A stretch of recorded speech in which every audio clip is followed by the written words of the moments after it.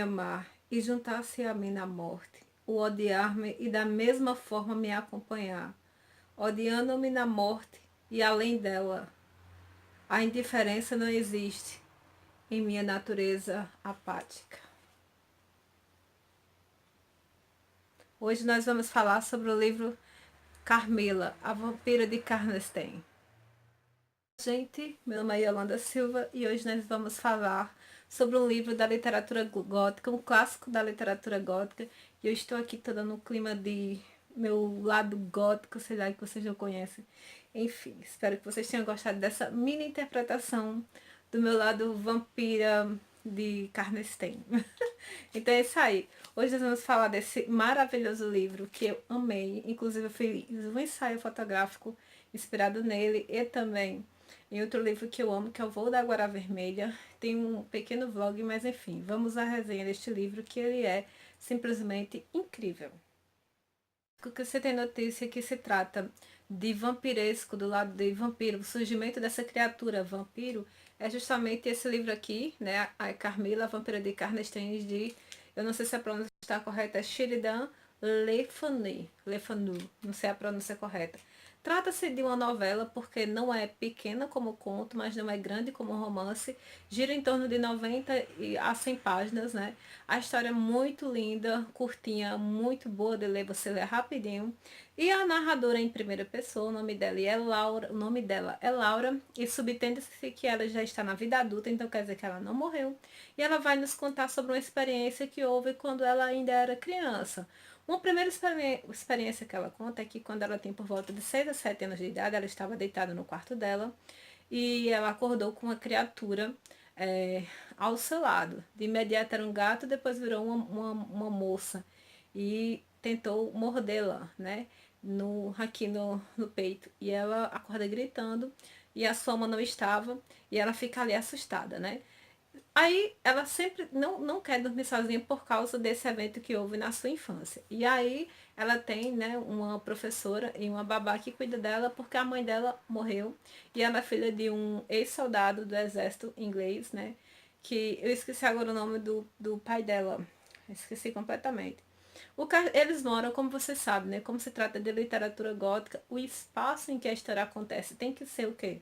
Um castelo, né? Um lugar assim sombrio que tenha uma arquitetura meio medieval, que tenha muita paredões, sombras, arcos e umbrais, né, que é aquelas coisinhas redondinhas que você entra assim, né, para chegar na casa e tudo mais. E este é um universo em que a personagem principal, Laura, vive com seu pai lá, né, no interior de uma cidade chamada Estíria. Deixa eu ver se eu pronunciei Estíria mesmo. Que é ali o Império Austro-Húngaro, né? Por aquele lugarzinho que, para vocês saberem, o Drácula de Bram Stoker foi inspirado nessa obra aqui, né? E até o lugar, a maioria das histórias de vampiros sempre se passam nessa mesma região. Então é um lugar muito, muito propício para essas pesquisas, aliás, para essas histórias, porque haviam pesquisas até científicas sobre esses seres. É bem interessante pesquisar isso.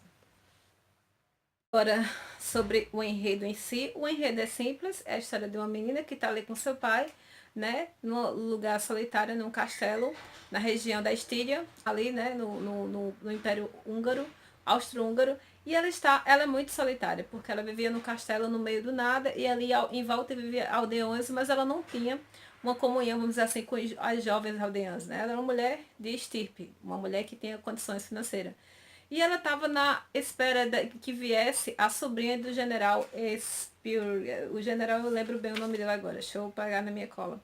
O general, eu esqueci, eu não sei pronunciar o nome do general. Eu detesto fazer esse tipo de resenha que eu esqueço. É Spildefort, né, o nome do general. Esse general tem uma sobrinha chamada Berta. E ela estava para vir para a casa de Laura para elas brincarem, conversarem, amigas, né? Pessoas ali da mesma idade. Só que acontece algo terrível, né, com Berta. E o general conta para o pai de Laura que ela não vai poder ir na carta porque ela acabara de falecer por causa de uma criatura horrenda que adentrou na casa dele por meio da confiança e acabou levando a vida da sua jovem Berta. Então, naquele dia, Laura e o seu pai estão ali andando nos arredores do castelo, né? Laura está ligeiramente triste porque não vai ter uma companhia que ela tanto desejava ali naquele momento. E então, de repente, vem uma carruagem negra com os cavalos negros. Deixa meu véu aqui voltar, trazer de volta. E aquela carruagem negra com aqueles cavalos negros vem, né? De repente, quando tem uma encruzilhada em que tem umas cruzes, os cavalos se assustam, de repente é um acidente enorme e a carruagem tomba. E de repente sai uma mulher muito elegante, eu tô aqui inspirada na mãe de Carmila. Ela sai toda de preto, toda elegante, e conversa com o pai de Laura, diz, olha, eu tenho algo... Ele, na verdade, ela fala no ouvido dele, ninguém sabe ao certo. Lá na frente a gente vai ouvir na narrativa que ela tem algo a resolver, só que ela, a filha dela está enferma e acabaram de ficar ali inconsciente devido ao acidente. Então o pai de Laura se oferece para cuidar daquela menina, né? Quando Laura olha para aquela menina, lembra daquele ser, né, que havia naquele momento, não, ela lembra que está sozinha e diz, pai, por favor, fica, eu quero essa menina companhia. Então eles pegam essa jovem, que a mãe diz que se chama Carmila, e leva para o castelo. Ela dorme lá. Quando é de manhã, que a jovem cria uma desculpa para chegar até o quarto, que ela olha para aquela criatura, é justamente aquela moça que ela havia visto alguns anos atrás, né? Aquela visão que ela teve quando tinha 6 a 7 anos. Então ela fica assustada. Nossa, eu vi você há muito tempo atrás. Aí Carmila diz, eu também tive um sonho, uma criatura como você. Só que ela, né, gente, ela diz assim, antes que Laura conte o sonho do ponto de vista dela, ela conta do ponto de vista dela, né? Carmila, ela diz, olha, que chegava uma criatura como você na beirada do meu quarto e me mordia e eu ficava assustada. Então, assim, a Laura disse, eu tive esse sonho também. Aí ficam ali amigas. Só que esse negócio aqui é lindo, mas é meio complicado. Então, assim, ela, né, Carmila, ela tem uns hábitos meio peculiares. Ela só acorda depois do meio-dia. Ela gosta de dormir com tudo trancado, né?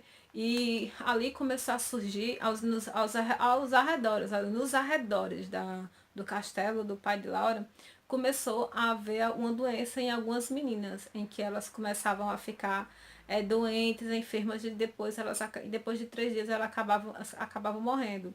E assim, depois de um tempo, aconteceu a mesma coisa com Laura, e o pai de Laura ficou muito preocupado e sai com Laura né, para buscar ajuda.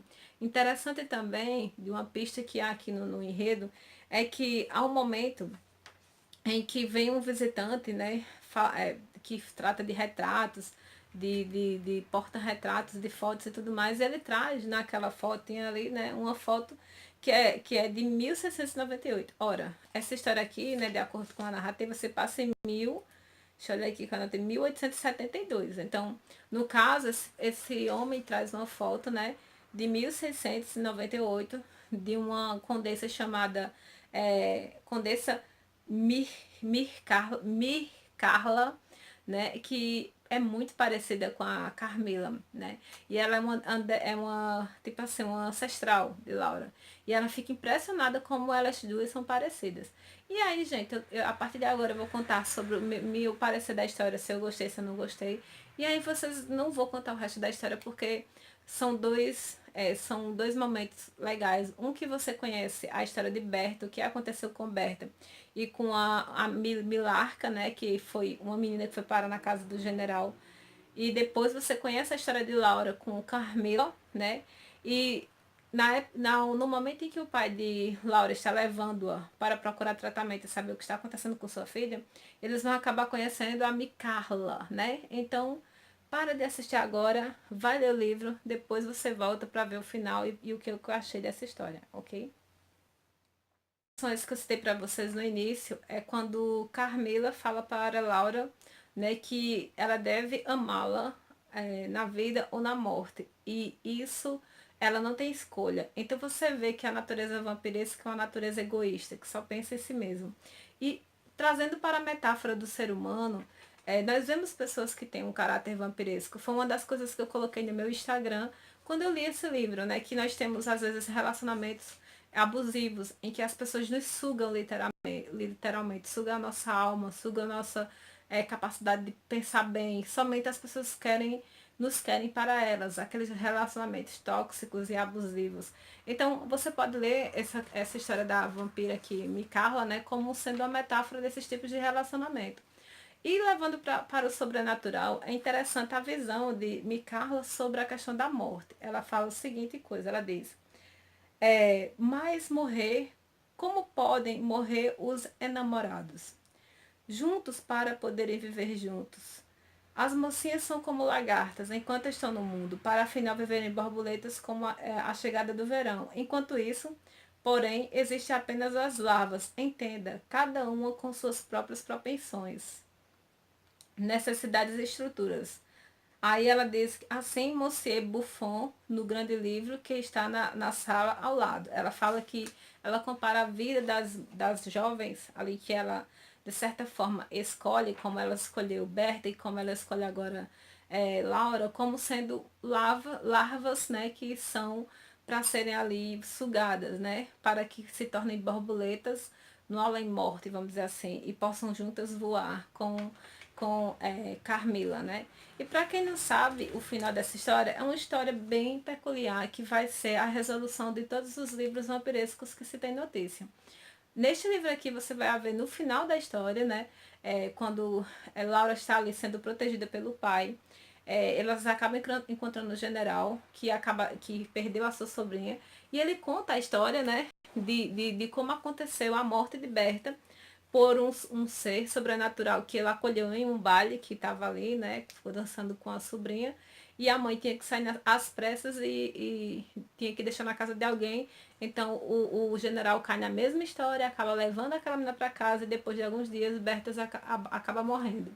Dá para perceber que Carmila ela escolhe as suas presas, vamos dizer assim, ou as suas amantes, ou as pessoas a quem ela quer sugar, previamente. Ela sabe muito bem quem ela premedita e ela vai chegar até lá, né? Ela, de forma bem premeditada. Outra coisa também que é bem interessante nesse livro é a questão da questão do lesbianismo, porque Carmila ela sempre escolhe meninas, mulheres.